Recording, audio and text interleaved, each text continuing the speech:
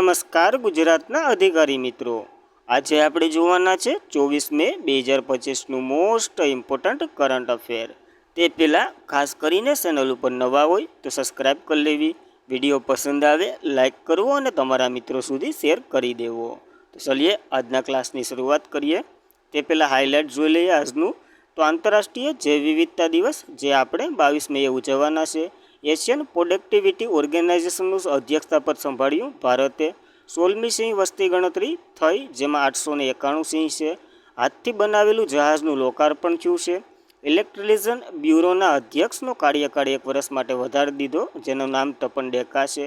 મણિપુર હાઈકોર્ટના નવા ન્યાયાધીશ આવ્યા। વર્લ્ડ હાઇડ્રોજન સમિટ નેધરલેન્ડ ખાતે ભરાઈ રહી છે। ગોલ્ડ ડ્રોન પ્રણાલી તો કે અમેરિકા દ્વારા વિકસાવવામાં આવી રહી છે। રાહવીર યોજના જેનો અમલ મધ્યપ્રદેશે કર્યો અને એમાં 25,000 રોકડ પુરસ્કાર આપવામાં આવે છે। વિશ્વનો ટોચનો બટેટા ઉત્પાદક દેશ બનશે ભારત ક્યાં સુધીમાં, તો કે 2025 સુધીમાં।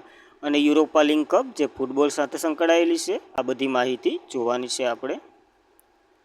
તો જોઈએ આંતરરાષ્ટ્રીય જૈવ વિવિધતા દિવસ ક્યારે મનાવવામાં આવ્યો, તો આપણે જોઈએ મુજબ 22 મેના મનાવવામાં આવે છે આ દિવસ। તો જોઈએ આના વિશે। તો આંતરરાષ્ટ્રીય જૈવ વિવિધતા દિવસ જે દર વર્ષે 22 મેના રોજ ઉજવવામાં આવે છે, જે તે જૈવ વિવિધતાના મહત્વપૂર્ણ મહત્વ, તેના સામનો કરી રહેલા જોખમો અને સંરક્ષણને ટકાઉ ઉપયોગી માટે આવશ્યક એક જાગૃતિ લાવવા માટેનો એક મહત્વપૂર્ણ આ પ્લેટફોર્મ તરીકે સેવા આપે છે આ દિવસ।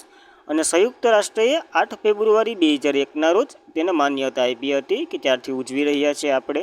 આ દિવસ 22 મે 1992ના રોજ અપનાવવામાં આવ્યો હતો, જે જૈવ વિવિધતા સંમેલનની યાદમાં ઉજવવામાં આવે છે। આ વખતની થીમ તો કે પ્રકૃતિ અને ટકાઉ વિકાસ સાથે સંવાદિતતા। જ્યારે જૈવ વિવિધતા સંમેલનની વાત કરી લઈએ, કારણ કે આના માનમાં ઉજવવામાં આવે, આ એક બહુપક્ષીય સંધિ છે જેનો ઉદ્દેશ્ય તો કે જૈવ વિવિધતાને બચાવવાનો છે। અને 22 મે 1992ના રોજ આ શરૂ થયું હતું અમલમાં, તો કે એના પછીના વર્ષે જ આવી ગયું હતું 1993ના રોજ। આમાં સભ્ય દેશ 193 છે, જેમાં ભારતે પણ હસ્તાક્ષર કરેલા છે। યાદ રાખવા એટલા પોઈન્ટ સાથે આ દિવસ। ત્યારબાદ મે મહિનાના દિવસોનું રિવિઝન કરી લઈએ। 1 મે આંતરરાષ્ટ્રીય મજૂર દિવસ, ગુજરાત અને મહારાષ્ટ્રનો સ્થાપના દિવસ। 2 મે વિશ્વ ટૂના દિવસ। 3 મે વિશ્વ પ્રેસ સ્વાતંત્રતા દિવસ। 4 મે કોલસા ખાણિયાનો દિવસ અને આંતરરાષ્ટ્રીય અગ્નિશામકોનો દિવસ। 6 મે વિશ્વ અસ્થમા દિવસ। 7 મે વિશ્વ એથ્લેટિક દિવસ। 8 મે વિશ્વ થેલેસીમિયા દિવસ। 8 મે વિશ્વ રેડક્રોસ દિવસ પણ હોય। 10 મે વિશ્વ સ્થળાંતર પક્ષીનો દિવસ। 11 મે રાષ્ટ્રીય ટેકનોલોજી દિવસ। 12 મે આંતરરાષ્ટ્રીય નર્સ દિવસ। 15 મે આંતરરાષ્ટ્રીય પરિવારનો દિવસ અને 16 મે આંતરરાષ્ટ્રીય પ્રકાશનો દિવસ। 16 મે રાષ્ટ્રીય ડેન્ગ્યુ દિવસ પણ હોય। 17 મે વિશ્વ દૂરસંચાર અને માહિતી સમાજનો દિવસ। 17 મે વિશ્વ હાઇપરટેન્શન દિવસ। 18 મે વિશ્વ એઇડ રસીનો દિવસ, વિશ્વ સંગ્રહાલય દિવસ અને વિશ્વ મધુમાખીનો દિવસ હોય છે। અને 21 મે આપણે આતંકવાદી વિરોધી દિવસ મનાવ્યા। તો યાદ રાખવા આ મે મહિનાના દિવસો। ત્યારબાદ કયો દેશ 2025-26 માટે એશિયન જે પ્રોડક્ટિવિટી ઓર્ગેનાઇઝેશનનું અધ્યક્ષતા સંભાળી રહ્યું છે, તો ભારતને આને પસંદ કરવામાં આવ્યું છે આના માટે। તો આ પદ હાલ ભારત મેળે છે। તો 2025થી 26ના કાર્યકાળ માટે એશિયન પ્રોડક્ટિવિટી ઓર્ગેનાઇઝેશનનું અધ્યક્ષતા બન્યું ભારત। આ એશિયન પ્રોડક્ટિવિટી ઓર્ગેનાઇઝેશન જે ગવર્નિંગ બોર્ડની મિટિંગ 67 નંબરની ભરાણી ને ક્યાં ભરાણી, તો કે ઇન્ડોનેશિયાના જકાર્તા ખાતે, જે 20થી 22 મે 2025 દરમિયાન, અને અહીંયા જ ભારતની પસંદ કરવામાં આવ્યું છે। કેન્દ્રીય વાણિજ્ય અને ઉદ્યોગ મંત્રાલય હેઠળ આ આવે છે, જે આંતરરાષ્ટ્રીય વેપારને પ્રમોટનો એક વિભાગ છે, અને એશિયન ઉત્પાદક સંગઠન ભારતનું પ્રતિનિધિત્વ કરશે આના દ્વારા। જે વાણિજ્ય અને ઉદ્યોગ મંત્રાલયના સચિવ આમાં ગયા હતા, કોણ છે સંગઠન, જે ભારતીય એશિયન ઉત્પાદક સંગઠનના ડાયરેક્ટર તરીકે આનું પદ સંભાળશે। જ્યારે એશિયન પ્રોડક્ટિવિટી ઓર્ગેનાઇઝેશનની વાત કરીએ, જે એશિયન પ્રોડક્ટિવિટી ઓર્ગેનાઇઝેશન એક આંતરરાષ્ટ્રીય સંસ્થા છે, જેની સ્થાપના 1961માં થઈ હતી। આ એશિયન પ્રોડક્ટિવિટી ઓર્ગેનાઇઝેશન પ્રથમ ગવર્નિંગ બોડી મિટિંગ 1961માં જ થઈ હતી। ક્યાં, તો કે જાપાન ખાતે। આનું મુખ્ય મથક ટોક્યો જાપાનમાં જ આવેલું છે, અને સેક્રેટરી જનરલ ડૉક્ટર ઇન્દ્ર પ્રસાદ સિગાવિતાન છે।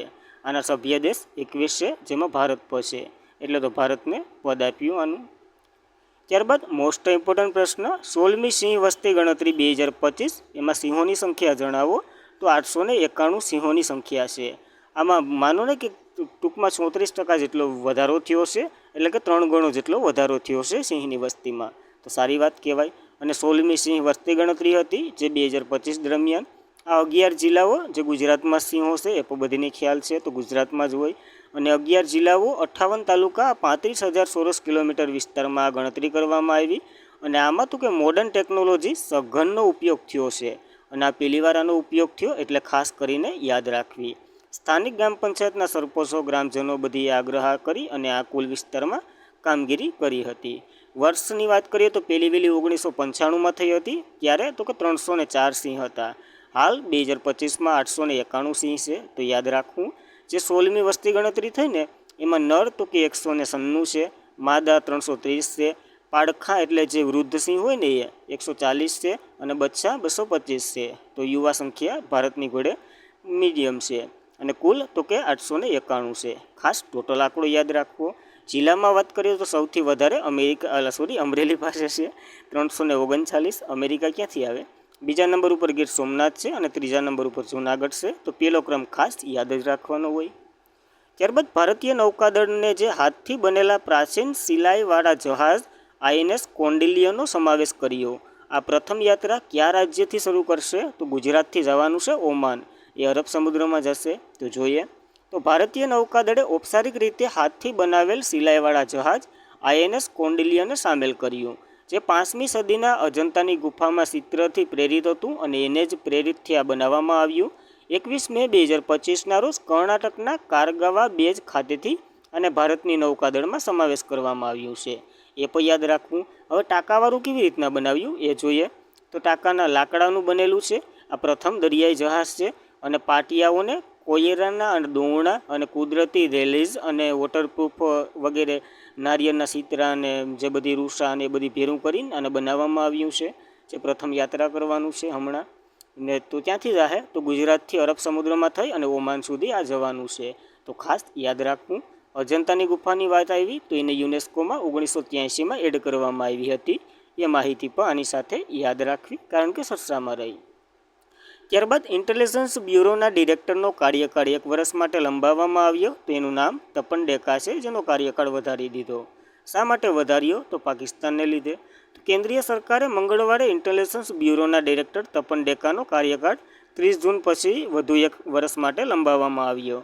અને પાકિસ્તાન સાથે જે વધતા તણાવ વચ્ચે એક મહત્વપૂર્ણ ઘટના બની છે, યાદ રાખવું. આ ભાઈ તો કે હિમાચલ પ્રદેશના કેડરના IPS અધિકારી છે, એ પણ યાદ રાખવું. અને જે 30 જૂન 2025થી વધુ 1 વર્ષ માટે આ પદ સંભાળી રહ્યા છે, એટલી માહિતી યાદ રાખવી. ઇન્ટેલિજન્સ બ્યુરોની વાત કરીએ, જે ભારતની આંતરરાષ્ટ્રીય એટલે કે આંતરિક સુરક્ષા અને ગુપ્ત માહિતીની એક એજન્સી છે, જેની રચના 1887માં થઈ હતી. આનું હેડક્વાર્ટર નવી દિલ્હી ખાતે જ છે. દિગ્દર્શકનો કાર્યકાળ વધાર્યો તો તપન ડેકા જ હોય અને ગૃહ મંત્રાલય અંતર્ગત આવે છે. તો ખાસ એટલી માહિતી યાદ રાખવી IBની. ત્યારબાદ આ એક નાનો એવો પ્રશ્ન છે, પૂછાય ને નહીં પૂછાય. તો કર્ણાટક હાઈકોર્ટના ન્યાયાધીશ કેમ્પૈયા સોમેશ્વરને ભારતીય રાષ્ટ્રીય દ્વારા એટલે કે રાષ્ટ્રપતિ દ્વારા મણિપુર હાઈકોર્ટના ચીફ જસ્ટિસ તરીકે નિયુક્ત કરવામાં આવ્યા છે. અને આ કૃષ્ણકુમારનું સ્થાન લેશે. ખાલી એક નિયુક્તિ છે, તો યાદ રાખી લેવી. ત્યારબાદ વર્લ્ડ હાઇડ્રોજન સમિટ 2025 ક્યાં યોજાઈ રહી છે? તો રોટરડેમ ખાતે યોજાઈ રહી છે, નેધરલેન્ડમાં. તો 2025ની વર્લ્ડ હાઇડ્રોજન સમિટ જે 20થી 22 માર્ચ એટલે કે મે 2025 દરમિયાન નેધરલેન્ડના રોટરડેમ ખાતે યોજાઈ રહી છે. અને કેન્દ્રીય નવી અને નવીનીકરણ ઉર્જા મંત્રાલયના સચિવ સંતોષ કુમાર સારંગીએ આમાં ભાગ લીધો હતો ભારત તરફથી, જે 20 મે 2025ના રોજ નેધરલેન્ડના રોટરડેમમાં યોજાઈ. અને આ વિશ્વ હાઇડ્રોજન સમિટને સંબોધિત કર્યું. આનો ઉદ્દેશ્ય તો કે ગ્રીન હાઇડ્રોજનને પ્રોત્સાહન આપવાનું છે. દર વર્ષે યોજાય છે. તો ગ્રીન હાઇડ્રોજન એટલે હું એની વાત કરી લઈએ. તો જ્યારે પવન, પાણી અને સૌર ઉર્જા વગેરે જેવી નવીનીકરણ ઉર્જાનો ઉપયોગ કરી અને હાઇડ્રોજન માટે એટલે કે હાઇડ્રોજન બનાવવામાં આવે અને ત્યાંથી તેને ઉત્પન્ન કરી અને હાઇડ્રોજનને ગ્રીન હાઇડ્રોજન કહેવામાં આવે. ટૂંકમાં પ્રદૂષણ વગરનું જે પણ હાઇડ્રોજન બનાવવામાં આવે ને એને ગ્રીન હાઇડ્રોજન કહેવાય. એટલું ટૂંકમાં યાદ રાખવું. ત્યારબાદ કયો દેશ જે ગોલ્ડ ડોમ સંરક્ષણ પ્રણાલી વિકસાવી રહ્યો છે? તો અમેરિકા. ટ્રમ્પે આ જાહેરાત કરી કે અમે વિકસાવી રહ્યા છે. તો યુનાઇટેડ સ્ટેટ જે રાષ્ટ્રીય ડોનાલ્ડ ટ્રમ્પે મંગળવારે જાહેરાત કરી. તેમણે બહુસ્તરીય જે ગોલ્ડન ડોમ મિસાઇલ સંરક્ષણ કાર્યક્રમ માટે જે 175 બિલિયનની ડિઝાઇન પસંદ કરી, જેનો હેતુ તો કે હવાઈ જોખમો સામે રક્ષણ કરવાનું છે. આપણે ખબર છે હમણાં પાકિસ્તાનથી જે ડ્રોન આવ્યા હતા એને કઈ પ્રણાલીથી આપણે પેલા કર્યા હતા તો કે S-400 હતી એનાથી ખતમ કરી દીધા હતા. તો એવી રીતના આ પ્રણાલી બનાવી રહ્યા છે. પ્રોજેક્ટના ભાગરૂપે અમેરિકા બેલેસ્ટિક અને હાઇપરસોનિક જોખમો સામે રક્ષણ મેળવશે આ મિસાઇલથી, એટલે ટૂંકમાં આ સંરક્ષણ પ્રણાલીથી. અને હાઇપરસોનિક મિસાઇલ, બેલેસ્ટિક મિસાઇલ અને અદ્યતન ક્રૂઝ મિસાઇલોને આ તોડી પાડશે. આ જે કઈ તો કે ગોલ્ડન ડોમ સંરક્ષણ પ્રણાલી છે ને એ, અને એ અમેરિકાની છે. તો ખાલી એટલું યાદ રાખવું. ત્યારબાદ કયા રાજ્યએ રાહવીર રોડ સહાય યોજના શરૂ કરી છે? તો આ મધ્યપ્રદેશે કરી છે. ટૂંકમાં એક્સિડન્ટને ઘટાડવાનો આનો ટાર્ગેટ છે. તો શહેરી વિકાસ અને ગૃહ નિર્માણ મંત્રી ન્યાના છે મધ્યપ્રદેશના કૈલાસ વિજયકર્ણીએ રાહવીર યોજના શરૂ કરી. અને જે અકસ્માત પીડિતોને હોસ્પિટલ અથવા તો પ્રાથમિક આરોગ્ય સુધી પહોંચાડવા માટે મદદ કરશે, જેનાથી મૃત્યુદર ઓછો થાય એક્સિડન્ટોથી. અને જે પોગાડશે એને 25,000 રૂપિયા આપવામાં આવશે.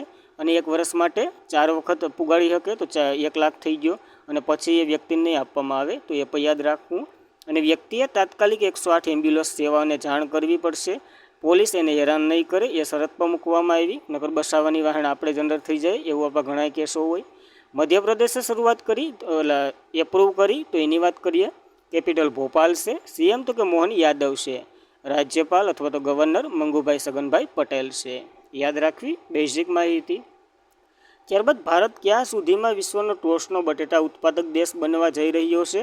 તો 2025 હાલ ડેટા આપ્યો છે કે 2025 સુધીમાં બનશે અને આ ચીનનું સ્થાન લેશે. તો પેરુ સ્થિર ઇન્ટરનેશનલ પોટેટો રિસર્ચ છે ને, એના વૈજ્ઞાનિકોના મત મુજબ ભારત 2050 સુધીમાં વિશ્વની અગ્રણીય બટાટા ઉત્પાદક દેશ તરીકે ચીનને પાછળ મૂકશે અને આગળ આવશે, એ યાદ રાખવું. અને ભારતનું વાર્ષિક બટાટા ઉત્પાદન 100 મિલિયન ટન થવાના અંદાજ સાથે આ વૃદ્ધિ પૂરી કરશે. વગેરે ફાયદા થાય. તો બટાટાનો ભાવમાં ઘટાડો નહીં થાય એ ધ્યાન ન રાખતા. ત્યારબાદ આ એક પણ નાનો એવો પ્રશ્ન છે, તો જોઈ લઈએ. તો યુરોપા લીગ ખિતાબ કિને જીત્યો? એની વાત છે. આ ફૂટબોલ સાથે સંકળાયેલો એક કપ છે. તો સ્પેનના જે બલબાયોન સેન મેન્સ સ્ટેડિયમ ખાતે આ યોજાયો હતો, જેમાં માન્ચેસ્ટર યુનાઇટેડ જીત્યું અને કઠિન જીત મેળવી છે આની. અને યુફા યુરોપ લીગ ટ્રોફી, જે આ વિજય ક્લબ 17 વર્ષ પછી, એટલે કે 17 વર્ષના દુષ્કાળ પછી, એટલે કે 17 વર્ષ પછી આ ટ્રોફી જીતી ચૂક્યો છે. પહેલો વહેલો 1984માં રમાયો હતો અને એ પણ આ જીત્યું હતું યુનાઇટેડ સ્ટેટ, માન્ચેસ્ટર યુનાઇટેડ. તો એ પણ યાદ રાખવું. આ ફૂટબોલને લગતો કપ છે. પ્રશ્ન આવે તો એવી રીતના આવે, બીજો કંઈક અલગનું આવે. અને આજના માટે એટલું જ હતું. ખાસ કરીને મિત્રો, વિડીયો પસંદ આવે લાઇક કરવી, તમારા મિત્રોને શેર કરવો, અને ચેનલ પર પ્રથમ વખત હોય તો સબસ્ક્રાઈબ પણ કરી લેવી. Thank you for watching this video. જય હિન્દ, જય ભારત.